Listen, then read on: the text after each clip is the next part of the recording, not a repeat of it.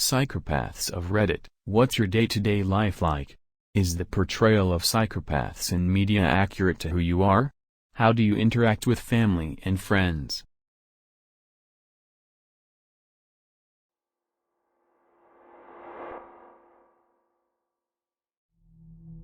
It is easy to feign empathy and compassion with enough practice. For a long time I assumed I was normal, and the people who cried over things were overly dramatic and weird. When people died that I was close to, and I felt nothing, I started to question myself. Thought maybe I was just repressing or something. Saw a therapist and it was eventually clear that I'm just detached from everything that people should be attached to. Doesn't affect my life much. I probably distract myself from life more than the average person. I read a lot of books and stuff. Media sometimes portrays people like me as someone going out and murdering people and feeling no remorse and such. But I've never felt the need to harm anybody. Maybe out of curiosity when I was younger, to see if I would feel bad. But that question has already been answered, so there is no need. Socially it's odd sometimes. I just stay out of conversations that people get emotional about. I think I have very good opinions about controversial topics like abortion, religion, and politics in general, but my opinions seem to generally upset people. I don't think empathy is necessary to make positive improvements in society. I think it just makes me unbiased and logical. I think people probably like me, because I see people regularly. It's hard to tell though. I don't know why someone would ask to be around me if they didn't want to be around me. I like sports. I have found that I should probably not own pets though. I've had several fish in my life whose lives were rather short-lived, and I would imagine it would end the same for cats and dogs and such. Medication has shown no effect. There's not much to manage anyway. I'm not aggressive.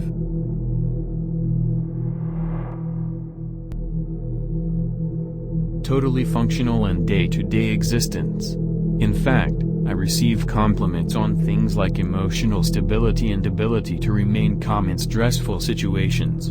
The media does indeed sensationalize the condition to the point where every psychopath is portrayed as a killer. That's fine, but it's as relevant as any fairy story. I'm really not a killer, although murder is always on the menu of options as a solution to any particular problem. But even a psychopath knows that that is an extreme solution, like suicide. It ends the problem, but the planning is endless and the consequences are a pain. Interaction with family and friends is a matter of imitation of what those relationships should look like in order to deliver results. Duty and commitment are fantastic surrogates for love and loyalty. They look the same and can even be better, as duty and commitment can be demonstrated, driving granny to the store for shopping every week, whereas love and loyalty are things that have to be felt. I can't feel them, but I know what they look like. Bereavement is a good test for you if you're in doubt. I see every loss as a relief, one less dragging ball and chain weighing me down and one less route for exposure. I know the facial expression to wear, but it's more convincing to play the rock, everyone's strength in times of woe and trauma. They think you bury your pain deep and stand as a pillar of strength for everyone around you. You get kudos for standing solid for everyone else. It's the perfect disguise for one who feels absolutely nothing.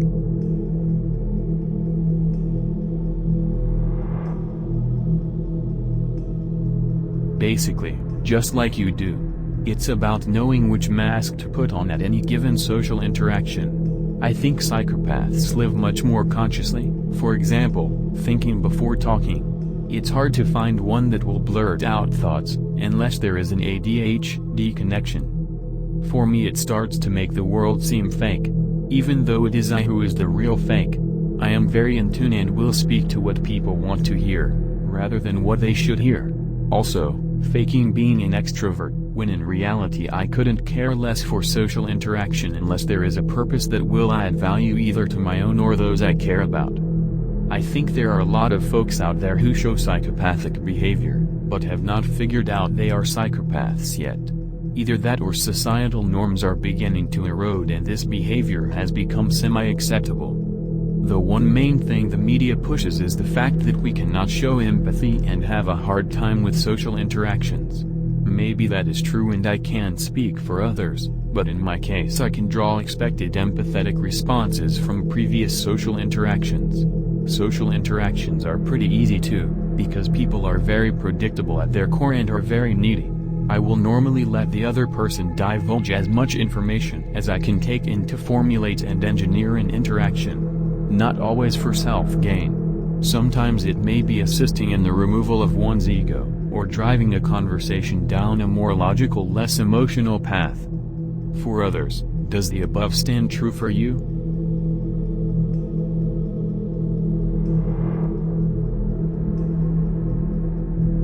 It's a minor personality variance on a spectrum. Don't forget they are likely to be normal with everything else. They live normal lives. Often quite successful lives. Stressful situations with life or death decisions are often the most significant to survival, e.g. medicine or war fighting. It is a useful trait we will not evolve out of our genes. If a person is more disconnected from gore or horrific emotional trauma, they cope for longer. A lack of empathy saves thousands of lives every year, as the more psychopathic individuals have to get the job done while others sit crying in a corner somewhere. Humanity didn't get anywhere without spilling a little blood. Who better to do it than those with an inbuilt defense against emotional ties? In media, psychopath is a synonym for murderer. A psychopath is more capable of getting away with murder because of their rational thinking and consistent acting. They will be less sorry for what they have done, which leads to longer sentences. However, most murders are caused by extreme emotional states between those who care are irreparably emotionally intertwined. Psychopaths learn to be excellent actors at a very young age. So many performances of emotional care are expected. Here's Grandma. Aren't you happy to see Grandma? Even as a toddler you can't hardly answer truthfully and say no. It's not the done thing, so instead we pretend to be over the moon to see this random old lady we are familiar with, because we have learned, early on, it hurts people's feelings to tell them the truth. If the truth hurts people's complex feelings, it is best avoided. Romantic relationships are doubly hard when you have lust but no emotional ties and have to create a facade of love. It becomes saddening when you see that your acting efforts weren't good enough because they began questioning if you care at all. You'll argue you care just to keep them around, for they are a spark in life, and if you just try a bit harder you may feel the love you see they have.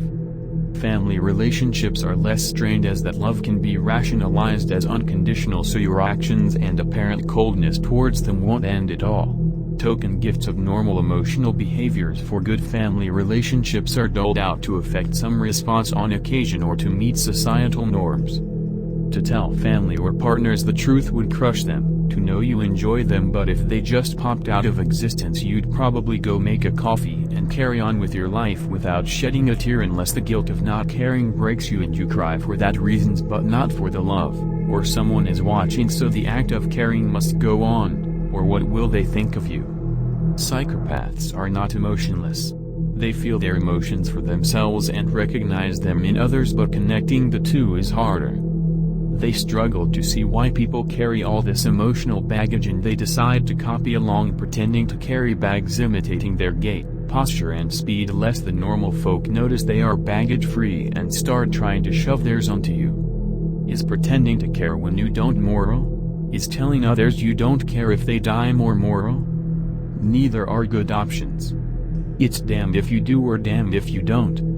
Instead the grand act goes on. Pretend to be like everyone else, or face up to being very slightly different and effectively be labeled a serial killer, mass murdering sadist, because you are carefree, truly independent and capable of anything.